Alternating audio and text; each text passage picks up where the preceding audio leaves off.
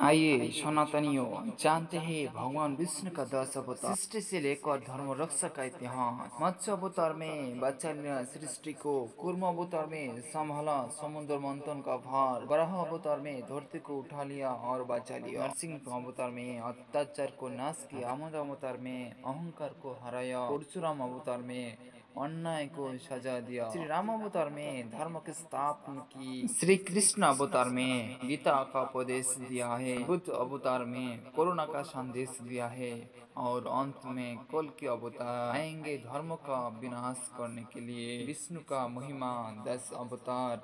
सभी भक्त को ये वीडियो शेयर कीजिए और सभी को जानना चाहिए भगवान श्री विष्णु का 10 अवतार के बारे में। और सभी भक्त कमेंट कीजिए ओम नमो भगवते वासुदेवाय, ओम नमो भगवते वासुदेवाय, ओम नमो भगवते वासुदेवाय।